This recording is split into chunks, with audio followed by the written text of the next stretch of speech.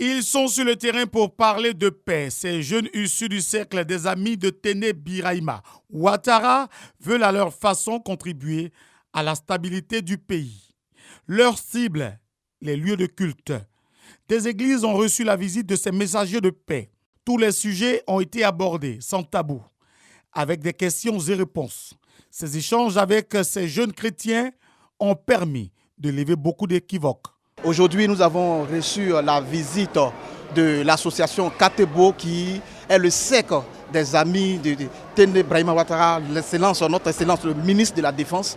Et vraiment, nous avons reçu cette association. Nous sommes vraiment bénis de les voir motivés, travailler pour que la paix règne en Côte d'Ivoire, pour qu'il y ait vraiment la cohésion sociale. Après les églises, c'est au tour des mosquées de recevoir cette association de jeunes pour parler également de paix. Et surtout, demander à ces jeunes musulmans de s'investir davantage dans la paix par leur comportement pour la stabilité de la Côte d'Ivoire.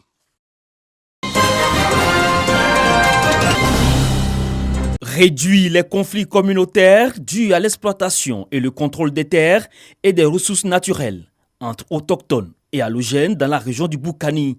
C'est l'objectif d'un projet de consolidation de la paix dans la zone frontalière par le biais d'une gestion participative des ressources naturelles. Nous venons donc de terminer les 3 ateliers de validation des plans participatifs communautaires que nous avons élaborés dans le cadre de notre partenariat. Un développement n'est possible sans la paix et la cohésion sociale. Et si les villages ont été choisis pour bénéficier de ce projet, c'est justement parce que nous croyons à leur capacité de résilience, à leur capacité de se pardonner et de développer le vivre ensemble. Le projet est financé par le Fonds des Nations Unies pour la consolidation de la paix, l'Organisation internationale pour les migrants et d'autres partenaires. Sur le terrain, c'est l'ONG Étoile du Boukani qui accompagne les cellules communautaires des localités concernées pour l'élaboration des plans participatifs. Avant, nous vivons bien ici. Nous vivons en cohésion, en paix, mais malheureusement en 2016, il y a eu une crise intercommunautaire qui nous a un peu bouleversés entre les différentes communautés. Mais avec la présence de l'ONG Étoile du Boukani ici dans le canton de Niandégué, nous remercions cette ONG car aujourd'hui la communauté de Niandégué vit en parfaite harmonie avec tout le monde. Un appui budgétaire d'une enveloppe de 13 500 000 francs a été mis en place pour assurer l'autonomie des cellules communautaires dans leur fonctionnement et financer également des activités génératrices de revenus au profit des femmes et des jeunes.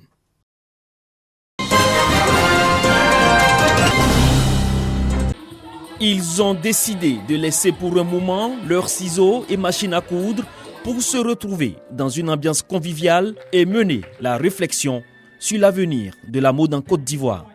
L'Association des créateurs de mode de Côte d'Ivoire entend industrialiser le secteur, promouvoir et valoriser les acteurs et repositionner surtout la ville d'Abidjan comme la capitale africaine de la mode.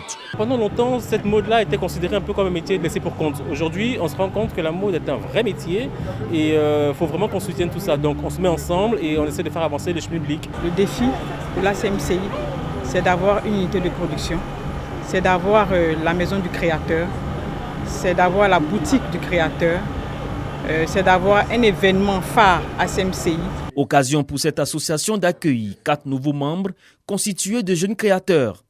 Pour matérialiser leur adhésion, ces nouveaux membres présentent chacun leur collection.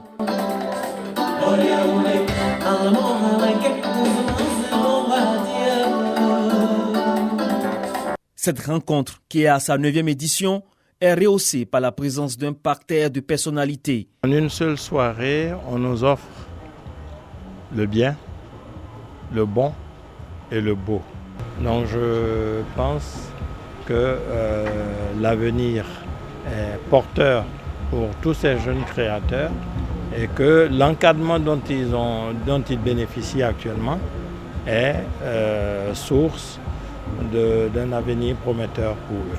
Vous avez de très beaux projets, vous avez une très belle association, vous faites vivre une chaîne de valeur autour de la création dans la mode et le design.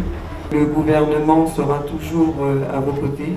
Pour son volet social 2022, l'Association des créateurs de mode de Côte d'Ivoire décide de parrainer la nouvelle branche consacrée à la couture de l'école ivoirienne des sourds située dans la commune de Yopougon.